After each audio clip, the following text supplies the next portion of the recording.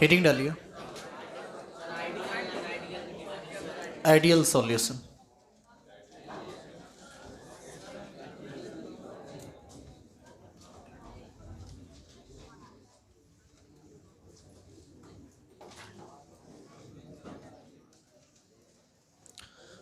लिखेंगे the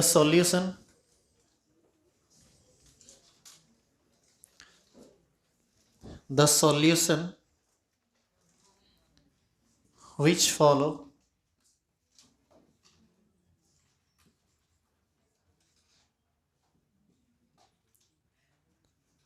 Raoult's law of partial pressure over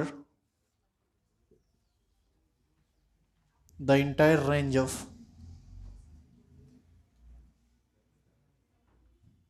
concentration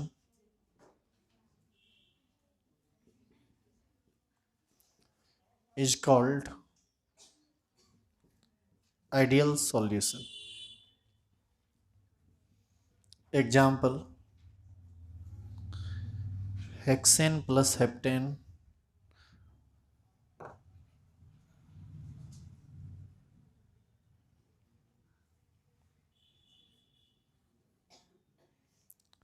C6H6 benzene plus toluene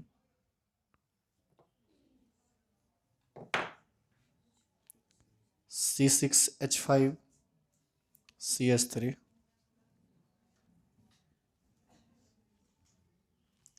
C2H5Cl plus C2H5Br,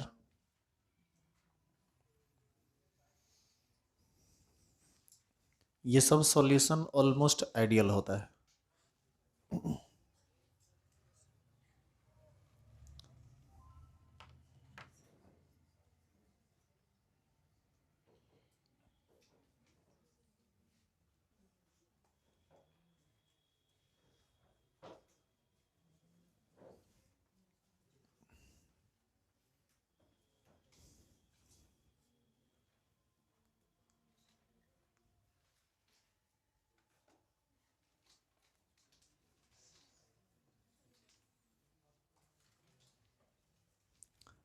अगला heading डालेंगे non ideal solution.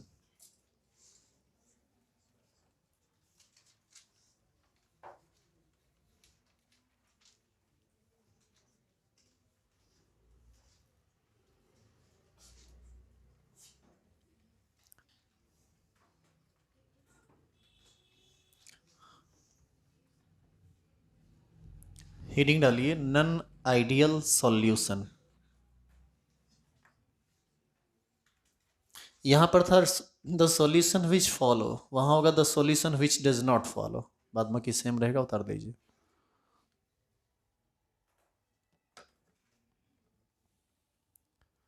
The solution which does not follow Raoult's law of partial pressure over the entire range of concentration is called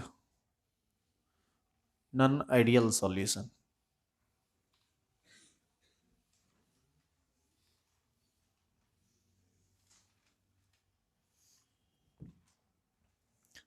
Is called non-ideal solution.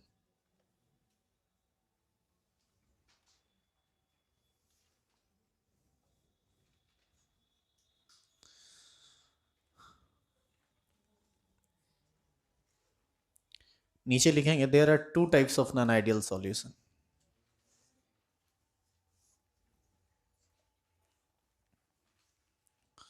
There are two types of non-ideal solution. A number.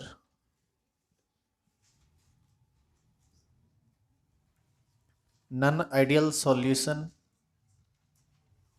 with positive deviation.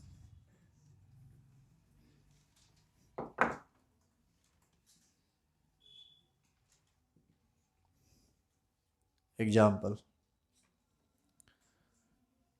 CH3OH plus H2O, C2H5OH plus H2,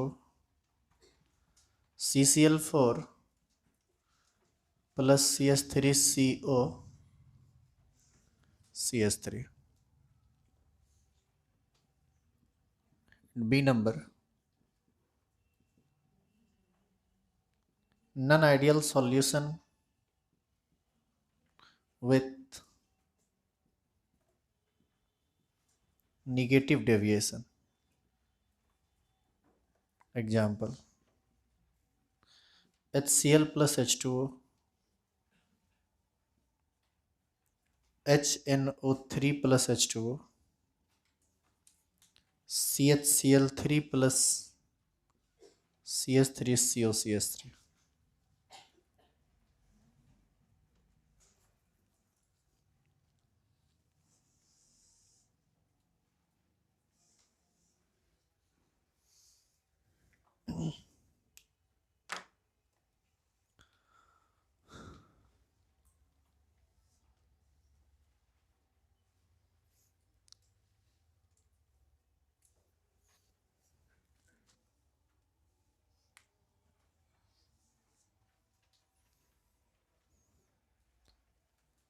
star लगाएंगे, आगे ही नहीं डालेंगे.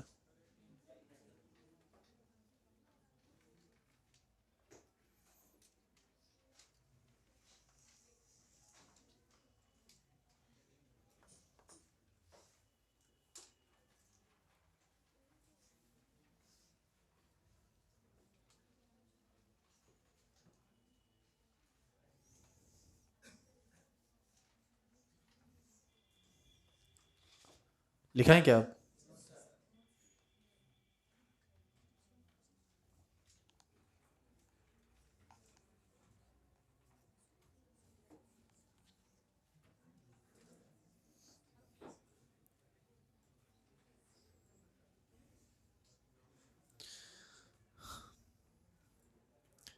लिखेंगे properties of ideal and non ideal solution. Properties of ideal and non ideal solution.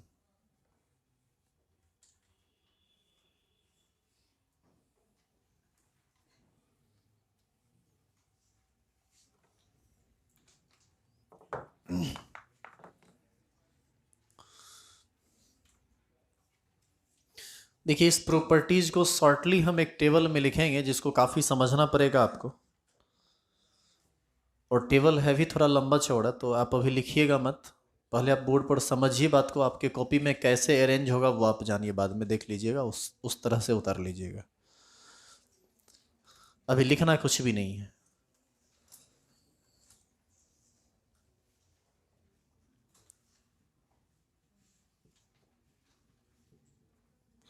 हम यहां लेते हैं property, बीच में लेते हैं आइडियल सॉल्यूशन, और फिर दो और कॉलम बनेगा. एक बनेगा non ideal solution with positive deviation का, एक बनेगा non ideal solution with negative deviation का. तो यहां पर हम लिखते हैं non ideal solution with positive deviation, और एक है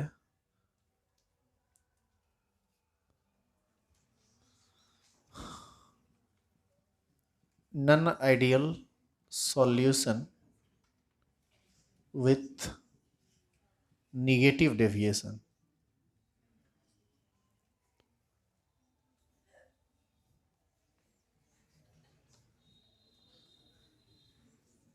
देखिए, सबसे पहला प्रॉपर्टी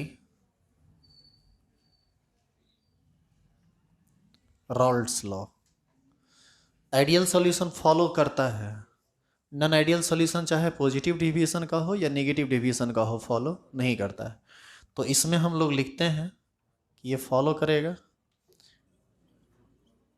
डज नॉट फॉलो या फॉलो, जो भी है लिख दीजिए.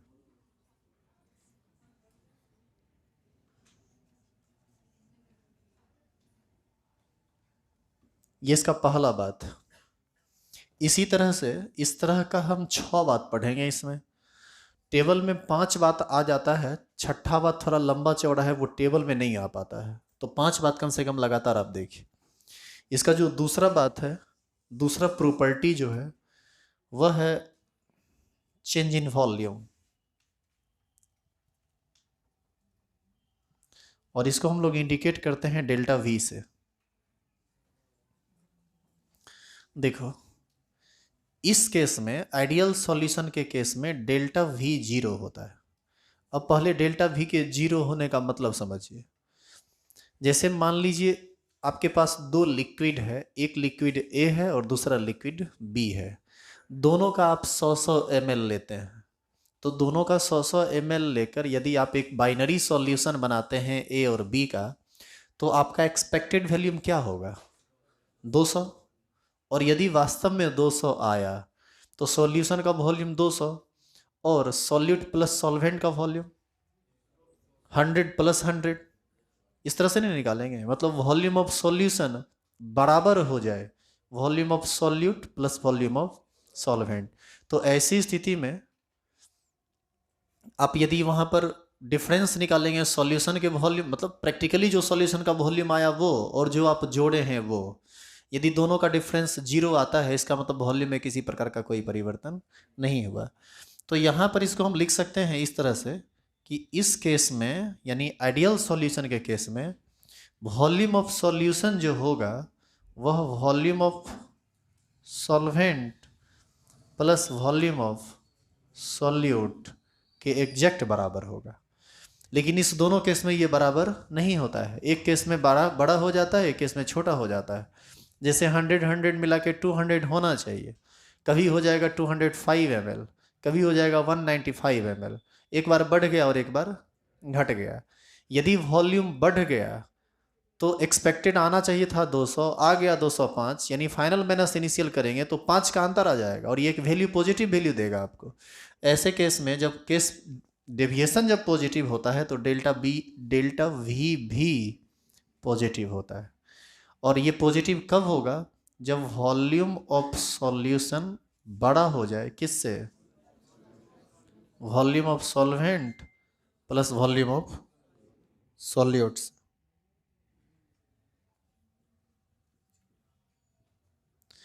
और उस केस में क्या होगा? इसका ठीक उल्टा बात होगा। अब जैसे वॉल्यूम आना चाहिए 200, आ गया 195। 195 में से 200 को घटाएंगे जो एक्सपेक्टेड वॉल्यूम है, तो -5 आ जाएगा। तो ये निगेटिव डेविएशन वाला सॉल्यूशन हो जाएगा। तो ऐसी स्थिति में हम यहाँ पर कह सकते हैं कि ये डेल्टा भी जो होगा यह निगेटिव होगा, और इस केस में वॉल्यूम ऑफ सॉल्यूशन कम पड़ जाएगा किससे?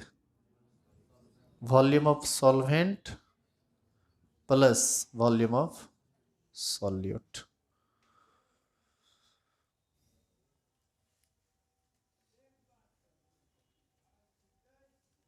ठीक है यहां तक? इसका तीसरा बात देखिए। तीसरा बात देखने से पहले कुछ बात समझिए, इस तरह का अंतर आता ही क्यों है? आखिर वॉल्यूम बढ़ घट कैसे जाता है, इस बात को समझिए। जैसे हमारे पास दो लिक्विड है, एक है ए और दूसरा है बी। तो यदि ये लिक्विड ए है और ये लिक्विड बी है, तो इसमें सिर्फ मॉलिक्यूल होगा ए का और इसमें सिर्फ मॉलिक्यूल होगा बी का। तो इसमें ढेर सारा ए है, इसमें ढेर सारा बी है।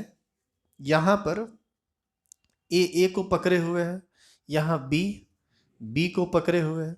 लेकिन जब ये सॉल्यूशन बनेगा तो उस केस में कौन किसको पकड़ेगा? ए बी को पकड़ेगा।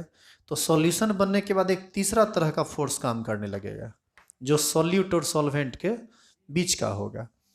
अब देखिए, ऐसा हो सकता है कि ए का फोर्स और force of attraction, intermolecular force of attraction between solute and solute, और intermolecular force of attraction solvent का, यदि ये दोनों का फोर्स ऑफ अट्रैक्शन बराबर है तो उसको यदि हम मिला दें तो भी फोर्स ऑफ अट्रैक्शन पर किसी तरह का कोई फर्क नहीं पड़ेगा।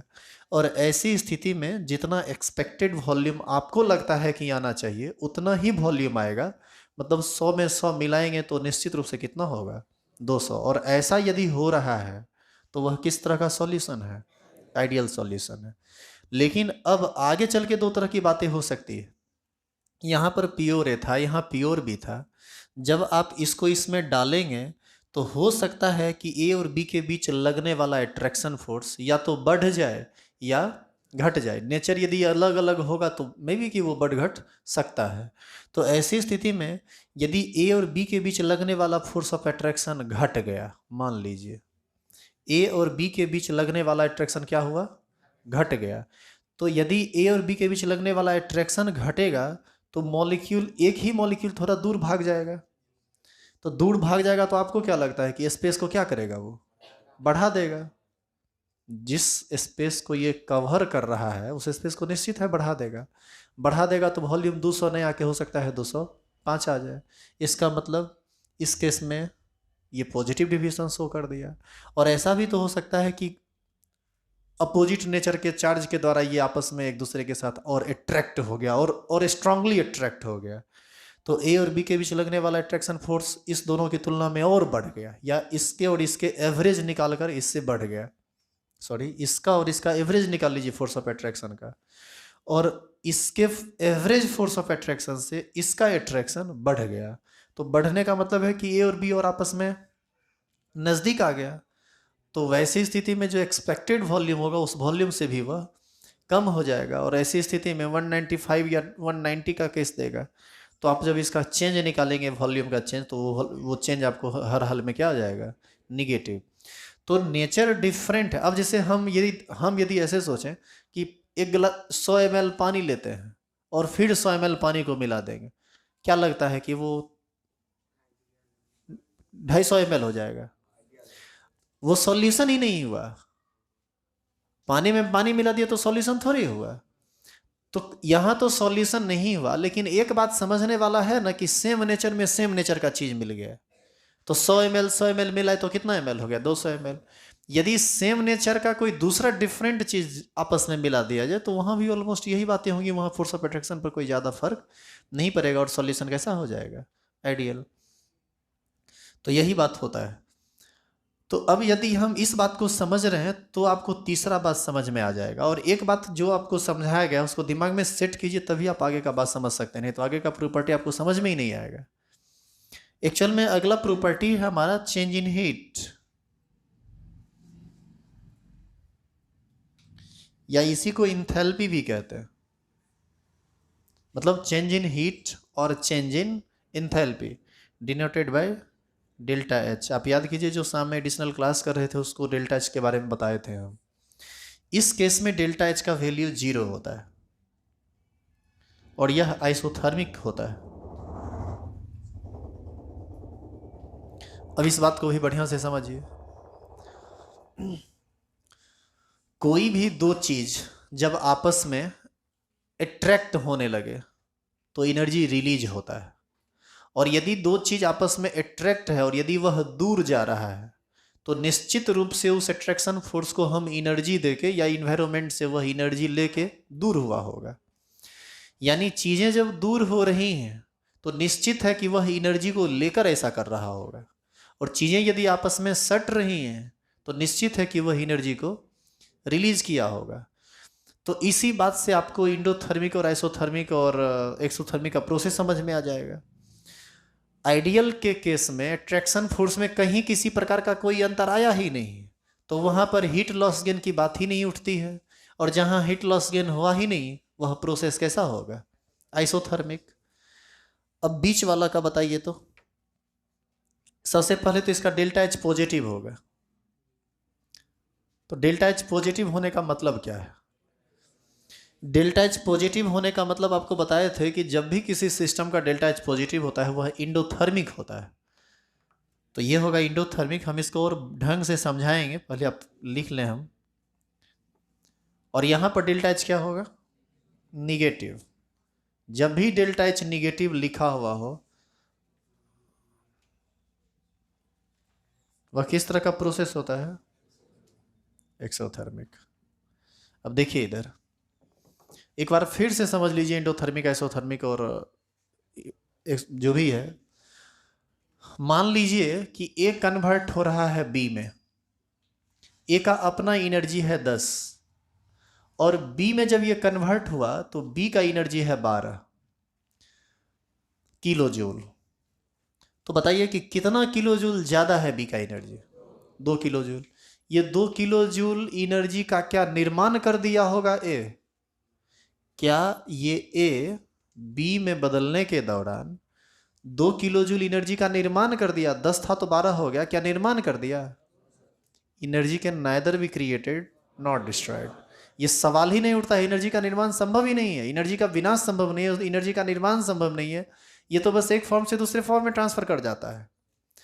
तो इसका सीधा मतलब है कि 10 किलो जूल इसका अपना एनर्जी था, 2 किलो जूल एनर्जी एडिशनल ये लिया होगा।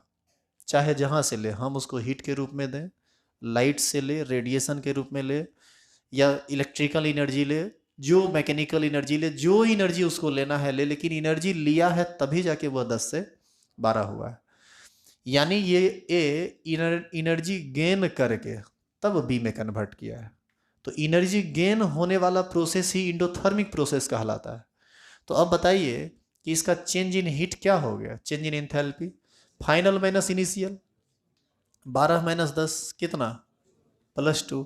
बताइए डेल्टा एच का वैल्यू कैसा आ गया? पॉजिटिव। डेल्टा एच पॉजिटिव आया उस केस में जब ये एनर्जी लिया, और एनर्जी लिया तो डेल्टा एच पॉजिटिव, प्रोसेस कैसा? इंडोथर्मिक। अब देखिए, यदि ए मान लो कन्वर्ट किया बी में और इसका एनर्जी हो गया 8, तो निश्चित है ये कुछ मात्रा में एनर्जी को रिलीज किया होगा, और वो कितना एनर्जी रिलीज हुआ होगा? 2 किलो कैलोरी। और 2 किलो कैलोरी एनर्जी रिलीज हुआ होगा तो सिस्टम गर्म हो रहा होगा, या एटमॉस्फेयर को वो अपना एनर्जी दे रहा होगा। तो ऐसी स्थिति में जहाँ भी एनर्जी रिलीज होती है, मतलब हीट रिलीज होती है, वह प्रोसेस कैसा होता है? एक्सोथर्मिक। अब आप बताइए कि फाइनल एनर्जी है 8 और इनिशियल एनर्जी है 10, ये वैल्यू कैसा आ गया? -2। डेल्टा एच क्या हो गया? निगेटिव। डेल्टा एच निगेटिव होने पर क्या होता है? एक्सोथर्मिक। ए था 10, बी भी बनाया तो ये भी है 10। ये तो तभी ना संभव है जब यह एटमॉस्फेयर से या सराउंडिंग से ना एनर्जी लिया और ना ही एनर्जी दिया। 10-10 का है तो 10 माइनस 10 करेंगे कितना हो जाएगा? 0। डेल्टा एच 0 हुआ। डेल्टा एच 0 हुआ तो वो प्रोसेस कैसा हो गया? आइसोथर्मिक। यानी इसका सीधा मतलब है कि जब आप आइडियल सॉल्यूशन का निर्माण करते हैं तो निर्माण का यह प्रोसेस आइसोथर्मिक होता है, और जब आप पॉजिटिव डेविएशन वाला सॉल्यूशन तैयार कर रहे होते हैं तो यह तैयार करने का प्रोसेस इंडोथर्मिक होता है। आप बर्तन को छुएंगे ना तो बर्तन आपको ठंडा लगेगा, क्योंकि इंडोथर्मिक प्रोसेस में जैसे ग्लास में आप ग्लूकोज डालिए और ग्लास को छुइए तो आपको ठंडा लगेगा, क्योंकि वह एक इंडोथर्मिक प्रोसेस है। और डेल्टा एच निगेटिव एक्सोथर्मिक होता है। यानी आप यदि आप non ideal solution with negative deviation वाला बना रहे होंगे तो वो ग्लास यदि आप छुएंगे तो आपको गर्म लगेगा, क्योंकि वहाँ पर एनर्जी रिलीज हो रही है। तो ऐसी स्थिति में हम ये समझ सकते हैं कि कौन सा सॉल्यूशन बनाएंगे तो वह किस प्रोसेस से होकर गुजरेगा, आइसोथर्मिक, इंडोथर्मिक या एक्सोथर्मिक।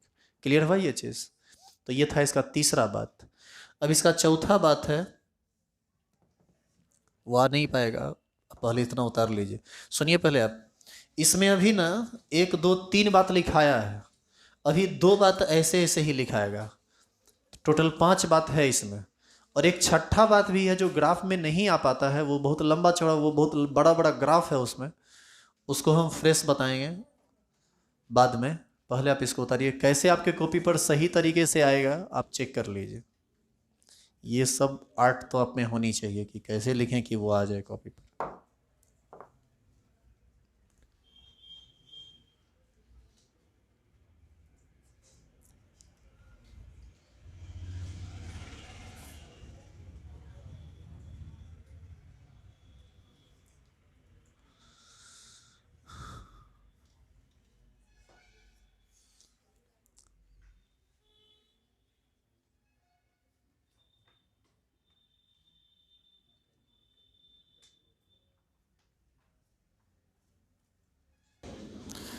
देखिए इसका इसका चौथा बात, चौथा जो है वह है फोर्स ऑफ अट्रैक्शन।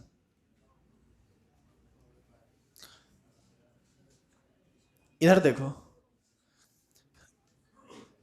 ए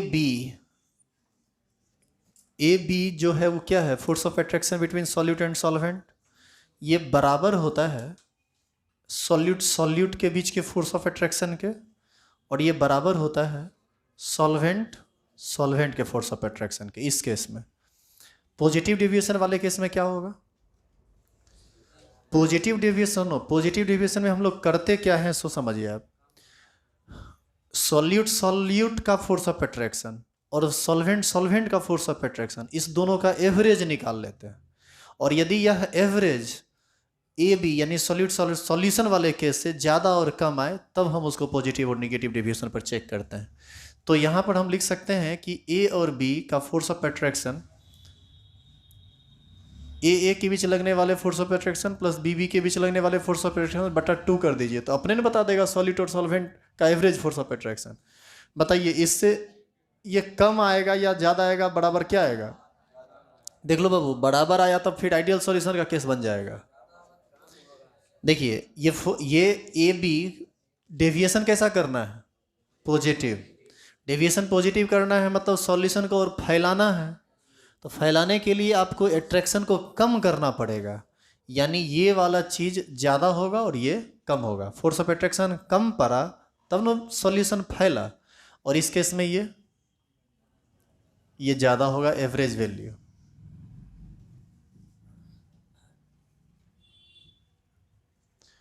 क्या इतना समझ में आया बात? तो ये था इसका तीसरा बात, सॉरी चौथा, और ये है अब पांचवा, एस्केपिंग टेंडेंसी। एस्केपिंग टेंडेंसी का मतलब उड़ने की जो क्षमता होती है वो। बताइए तो क्या फर्क पड़ेगा? लिक्विड ए है, लिक्विड भी है, दोनों का फोर्स ऑफ अट्रैक्शन सेम है, यदि हम दोनों को आपस में मिला दें तो भी सेम रहेगा, यानी जितना एस्केपिंग टेंडेंसी पहले था बिना मिलने पर, उतना ही एस्केपिंग टेंडेंसी मिलने के बाद भी रहेगा। इसका मतलब एस्केपिंग टेंडेंसी पर कोई फर्क नहीं पड़ा है, वह सेम रह गया है। तो एस्केपिंग टेंडेंसी में हम आइडियल के केस में लिख सकते हैं रिमेन सेम। इसमें क्या होगा? वॉल्यूम बढ़ा है इस वजह से क्योंकि अट्रैक्शन फोर्स घटा है, और अट्रैक्शन फोर्स घटा है मतलब एस्केप करने का टेंडेंसी बढ़ा है, तो यहां पर इंक्रीजेस। किस केस में? पॉजिटिव डेविएशन के केस में, और इस केस में डिक्रीजेस। लिख लीजिए। अब यहां से इसका छठा बात भी स्टार्ट होगा, लेकिन छठा बात इस के अंतर्गत नहीं आएगा, उसको हम देखेंगे बाद में।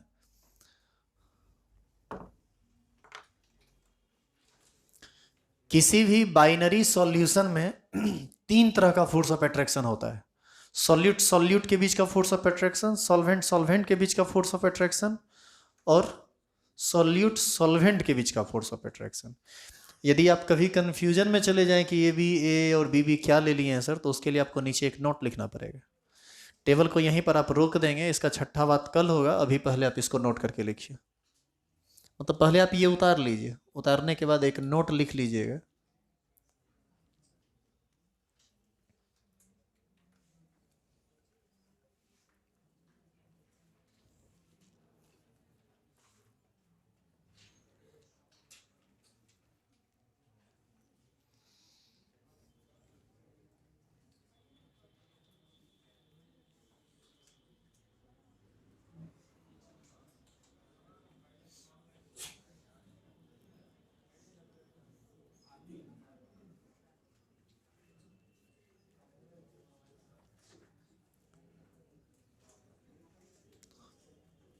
टेबल कंप्लीट हो गया क्या?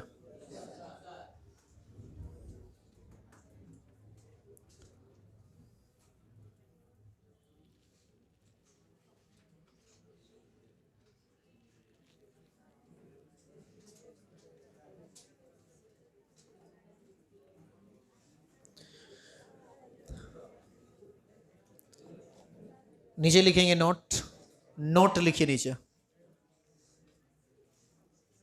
लिखेंगे for a binary solution of A and B, for a binary solution, for a binary solution of A and B, there are 3 types of force of attraction.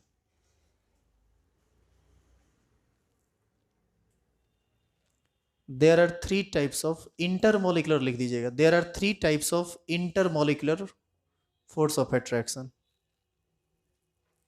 For a binary solution of A and B, there are three types of intermolecular force of attraction.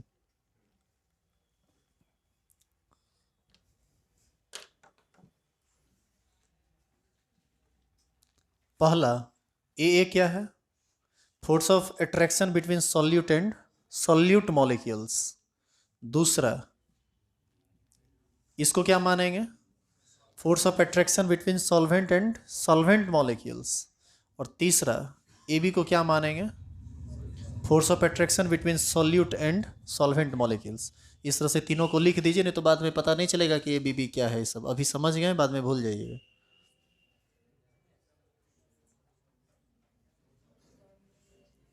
पहला था force of attraction between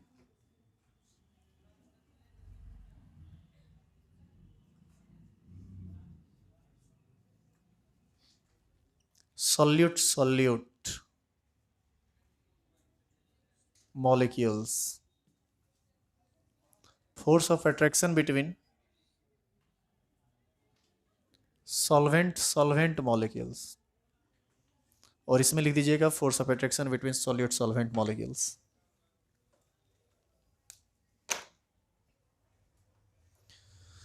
कल आप सभी लोग mole fraction को बढ़िया से पढ़ के आइएगा ढंग से. तीसरा, और एक और होमवर्क, आपके पास एनसीईआरटी बुक है ना? एनसीईआरटी बुक में 3 ग्राफ बताया हुआ है. पॉजिटिव डेविएशन का ग्राफ, निगेटिव डेविएशन का ग्राफ और आइडियल सॉल्यूशन का ग्राफ. इस तीनों को न सुनो, ग्राफिकल एक कंसेप्ट है जिसके आधार पर तुम समझ जाओगे कि कौन आइडियल सॉल्यूशन होगा, कौन ideal solution with positive deviation होगा और कौन non ideal solution with negative deviation होगा. हाँ, क्या हुआ? सब एबनॉर्मल पर सॉल्व करना. हाँ जी, सब. देखिए, अब तो आप ये बात दिमाग में लाइए ही नहीं कि एबनॉर्मल पर सॉल्व करना पड़ेगा, क्योंकि एबनॉर्मल कॉलिगेटिव प्रॉपर्टी के अंतर्गत ही आता है नॉर्मल. एबनॉर्मल पर सब सही है, वो कहीं गलत नहीं है. तो कोई भी न्यूमेरिकल इस पर सॉल्व हो सकता है. तो पॉजिटिव डेविएशन नेगेटिव डेविएशन वाला ग्राफ देख कर आइएगा कल बढ़िया से. 3 दिन और लगेगा इस चैप्टर को समाप्त होने में, 3 से 4 दिन.